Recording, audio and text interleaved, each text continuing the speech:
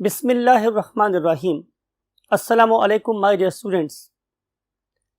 Today we want to discuss a very important topic, particularly if you are living in a bit larger home and you are interested in fresh fruits and fresh vegetables. Yes, my dear students, I am talking about home gardening. देखते हैं home gardening का topic हमें क्या क्या information देता है, और अगर आप इस पर्टिकुलर टॉपिक से कुछ गेन करना चाहें तो वो क्या क्या कुछ हो सकता है. So let's go to the white board. Home gardening का जो कॉन्सेप्ट है my dear students, it is not that very simple as it was in the previous days, because के एल्म सबसे बड़ी पावर है. अगर आपके पास एल्म है तो आप बहुत छोटी या कम चीज़ों को इस्तेमाल करके बहुत ज़्यादा फ़वाइद हासिल कर सकते हैं. वो वाले फ़ायदे जो शायद आपको माइल्स एकड़ में फैले हुए फील्ड नहीं देते, वो आपको चंद स्क्वायर फुट में लगा हुआ एक पौधा भी दे सकता है. ज़रूरत इस बात की है कि हम अपने एल्म को हासिल करें और उसे इफेक्टिवली इस्तेमाल करें. अगर हम बात करते हैं होम गार्डनिंग की, तो ये बेसिकली आपको पता है कि आपको जो घर है वो एक इंटीग्रेटेड सिस्टम है. उस एक दूसरे से जुड़े हुए सिस्टम के अंदर हम छोटे से एरिया में बहुत सारे काम कर रहे हैं. फॉर एग्जाम्पल, हम उस छोटे से घर को, एरिया को एक फैमिली होम या फैमिली हाउस का नाम देंगे. तो आप लोगों को एक लिविंग एरिया मैनेज करना पड़ेगा, आप लोगों को एक किचन का गार्डन मैनेज करना पड़ेगा. फिर अगर आप फिश में इंटरेस्टेड है तो आपको एक फिश पॉन्ड या आपको वैसे स्विमिंग पूल अरेंज करना पड़ेगा, या आपको एक एनिमल हाउस और उसमें ज़ाहिर एक स्टोर हाउस भी मैनेज करना पड़ेगा. ये मैं छोटे से बड़े घर की बात करूँ, ज़ाहिर है मैं बहुत छोटे घरों की बात नहीं कर रहा हूँ. इसका हमें फ़ायदा क्या होगा? इसका फ़ायदा हमें ये होगा कि इससे हमें बहुत ज़्यादा फिजिकल, सोशल और इकोनॉमिक बेनिफिट हासिल होंगे. और इस पर्टिकुलर एरिया को हम अगर अरेंज करना चाहेंगे तो हमारा लिविंग एरिया इन तमाम एक्टिविटीज़ का सेंटर होगा, और ये सारी की सारी एक्टिविटीज़ हम इसकी पेरिफेरी में साइड्स पे अरेंज करेंगे. दुनिया में जो बड़ी बड़ी एडवांस कौमें हमारे स्टूडेंट्स, अगर आप उनके घरों को देखें तो ये घर बहुत बड़े बड़े हैं, लेकिन उनका जो कंस्ट्रक्टेड एरिया है वो बहुत कम होता है. वो हमेशा एरिया कंस्ट्रक्ट करते हैं या एरिया अंडर कवर वो लेके आते हैं कि जो as per their family size होता है. और फिर अबव ऑल, अगर उनको उसका एरिया ग्रो भी करना पड़ता है तो वो उस पर्टिकुलर एरिया को वर्टिकली ग्रो करवाते हैं, मीन उसके ऊपर एक मंजिल, दो मंजिलें और डाल लेते हैं. लेकिन वो एरिया जो कल्टिवेटेबल होता है, जहाँ सिर्फ फ़ायदे हासिल हो सकते हैं, वो उस एरिया को अंडर कवर कम से कम लाने की कोशिश करते हैं. हमारे मुल्क में इस बात की ज़रूरत भी मौजूद है, इस बात की गुंजाइश भी मौजूद है कि हम ये सीखें कि हमें अपनी पॉपुलेशन को वर्टिकली ग्रो करना चाहिए, ना कि horizontally.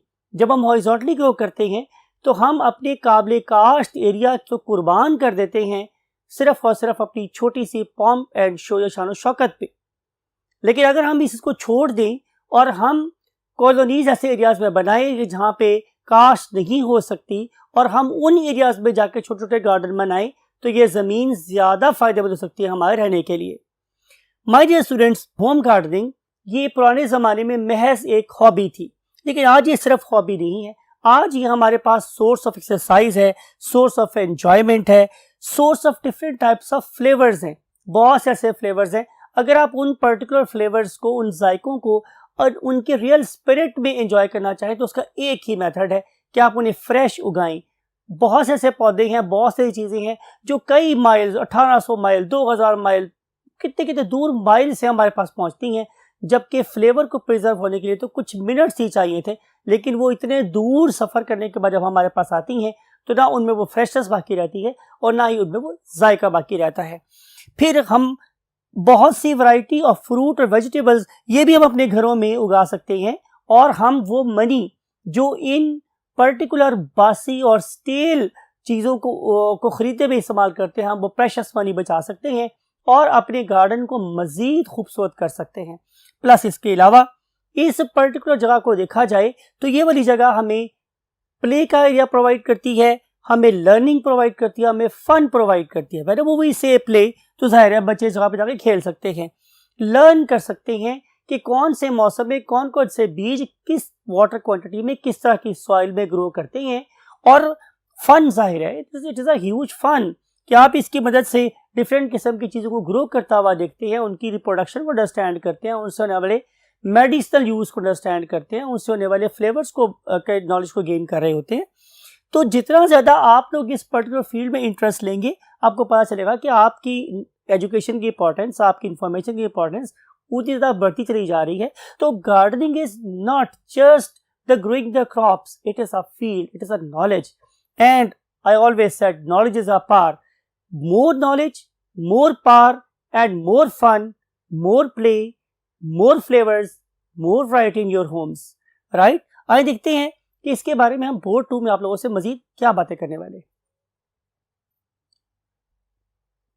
Yes, my dear students, home gardening की बहुत सी इंपॉर्टेंस हम एक जनरल वे में आप डिस्कस कर चुके हैं, लेकिन ये पॉइंट्स चूंकि आप लोगों के बोर्ड के एग्जाम में भी आ सकते हैं, लिहाजा मैंने इन पर्टिकुलर चीज़ों को सेपरेट पॉइंट की फॉर्म में भी आपके सामने लिख दिया है कि this particular home gardening it provides you the fuel.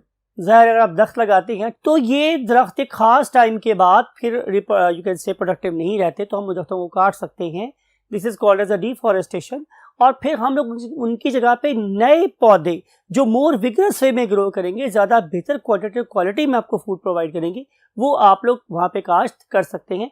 तो जो पौधा मर गया है वो मरा हुआ भी आप लोगों के लिए एक सोर्स ऑफ फ्यूल है, राइट?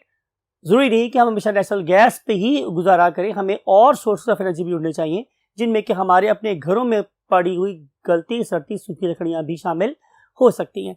फिर इसके अलावा हमें वुड मिलती है और उस पर्टिकुलर वुड को हम डिफरेंट चीज़ें बनाने में इस्तेमाल भी कर सकते हैं।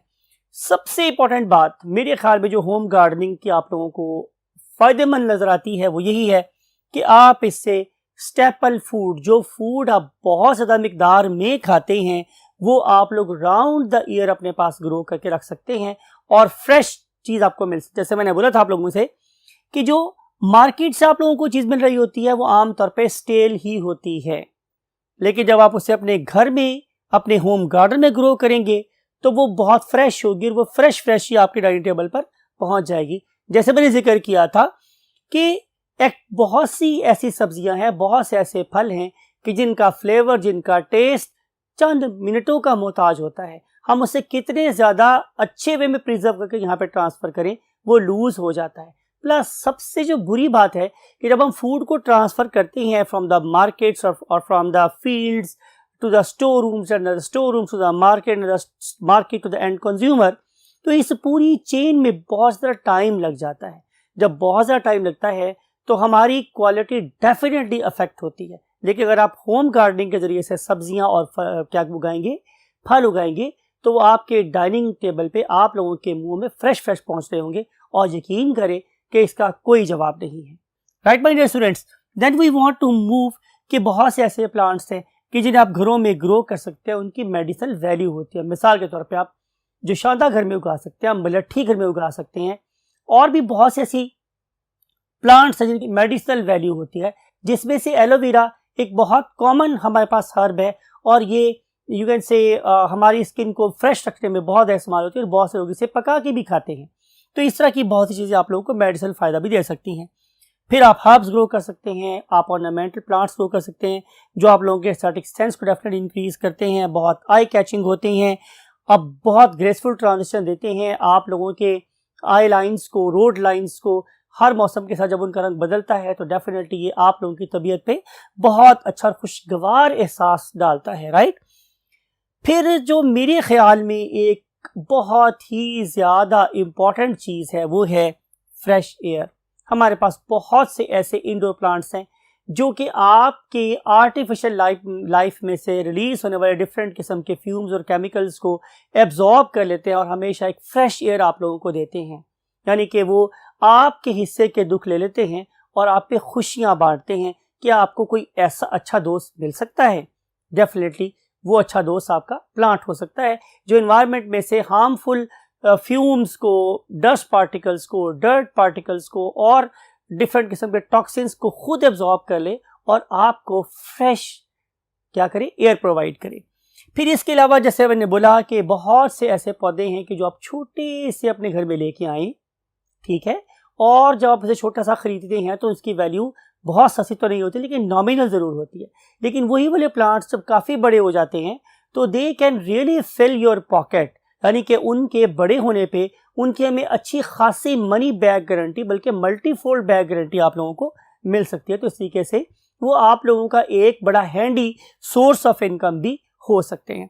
फिर हम चलते हैं कि जब हम फूड को ग्रो करेंगे अपने घरों में तो जाहिर है वो फूड आपको ज़्यादा क्वांटिटी में मिलेगी, कम कॉस्ट पे मिलेगी और आपको थोड़ी सी जो लेबर आपने की वो आपको फन और लर्निंग की सेंस में बिल्कुल भी फील नहीं होगी। देखते हैं माय डियर स्टूडेंट्स कि हमारे मुल्क पाकिस्तान में कौन कौन से महीने में कौन कौन सी फसलें उगाई जा सकती हैं और अगर वो हम अपने घर में काश्त करना चाहें तो वो फसलें कौन कौन सी हो सकती हैं। So let's go to the next part of the board.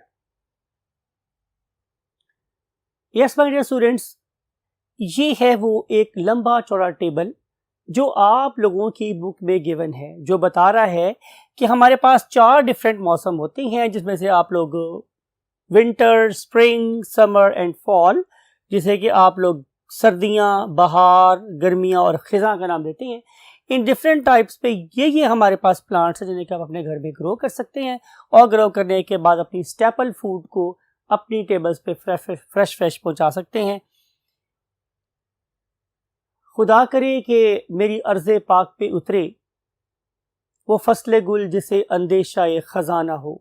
हमेशा की तरह से माय डियर स्टूडेंट्स, में लेक्चर के अख्ताम किसी बहुत अच्छे शेर पे करता हूँ, तो आज भी मैं आप लोगों की नज़र एक शेर कर रहा हूँ कि खुदा करे कि मेरी अर्ज़े पाक पे उतरे वो फसले गुल के जिसे अंदेशाए ख़ज़ाना हो।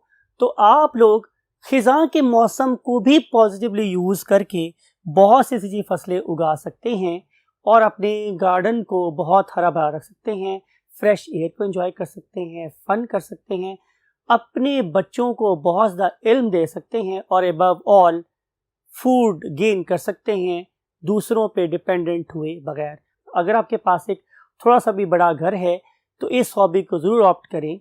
आई वॉन्ट टू से यू अल्लाह हाफिज़।